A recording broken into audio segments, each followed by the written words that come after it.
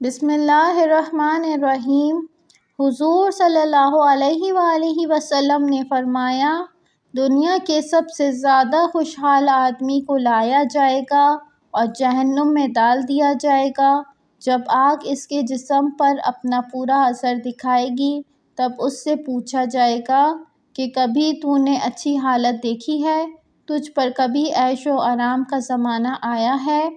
وہ کہے گا، نہیں تیری قسم اے میرے رب کبھی نہیں۔ پھر دنیا میں انتہائی تنگی کی حالت میں زندگی گزارنے والے شخص کو لایا جائے گا۔ جب اس پر جنت کی نعمتوں کا رنگ خوب چڑھ جائے گا تب اس سے پوچھا جائے گا کہ تو نے تنگی دیکھی ہے؟ کبھی تجھ پر تکلیف کا دور گزرا ہے؟ وہ کہے گا، اے میرے رب میں کبھی تنگ دستی اور محتاجی میں گرفتار نہیں ہوا۔ میں نے تکلیف کا کوئی دور کبھی نہیں دیکھا۔ حدیث مسلم۔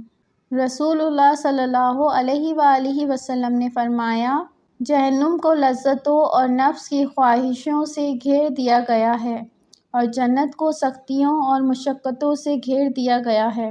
حدیث بخاری مسلم۔ ابو ہریرہ رضی اللہ عنہ کی روایت ہے، حضور صلی اللہ علیہ وآلہ وسلم نے فرمایا کہ قیامت کے دن میری شفاعت وہ حاصل کر سکے گا جس نے دل کے پورے خلوص کے ساتھ کلمہ لا الہ الا اللہ کہا ہوگا۔